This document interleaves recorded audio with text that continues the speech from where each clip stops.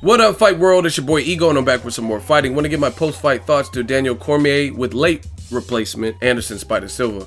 Now, for me, this fight was a little hard to watch just because I expected it. Daniel Cormier won. It was only a 3-rounder. It was a last-minute replacement to Jon Jones, and he was too big. He was too heavy, so it played out just as I suspected.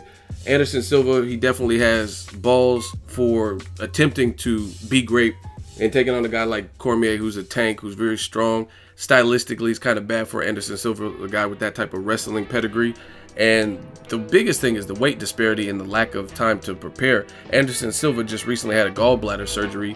He's older in the sport, and you know what I mean, it was a tall order, so it pretty much played out like I suspected it would, and that was Daniel Cormier just being too heavy for Anderson Silva, because Cormier, he didn't look great, but like he said in his post-fight, he got the job done. He was the heavier man, and a lot of people, they get thrown off because they say Anderson Silva walks around at a certain weight versus how much weight he cuts to fight. It's a difference campaigning at a certain weight and walking around at a certain weight versus actually fighting other people who are that weight.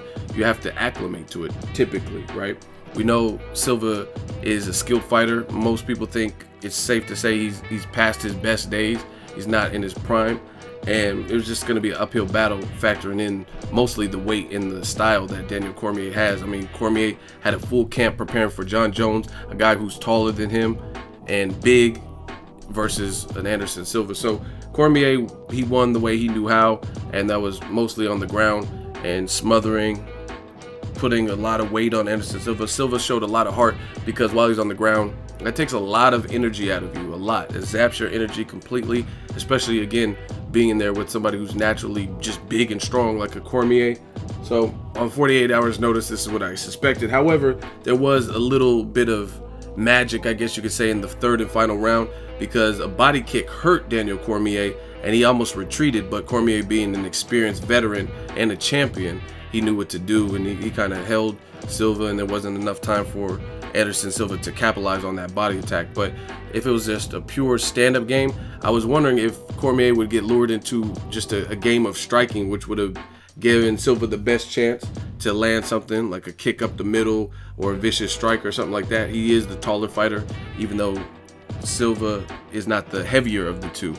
So that was pretty much it. The crowd booed Daniel Cormier, and they celebrated Silva for his tenacity and taking on a challenge like that. And the whole time I'm watching this, I'm just thinking, like, Jon Jones keeps fucking up, you know what I mean? And this was supposed to be him, because the Cormier that fought Silva, I don't know. See, this is the thing. I don't know if Cormier, out of respect for a legend like Anderson Silva, if he was carrying him a little bit and not necessarily going to war with him, versus like Jon Jones, he has bad blood with. But the Daniel Cormier that I've seen would clearly lose to Jon Jones if Jon Jones was at his best tonight.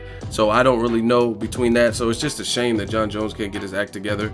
But let me know what you guys think. Anderson Spider Silva showed heart and durability, taking the fight last minute notice. Cormier did what he had to do, which is kind of use his weight to his advantage, takedowns. Drop in the comment section. As always, hate, comment, and subscribe. Till next video, is Ego signing off.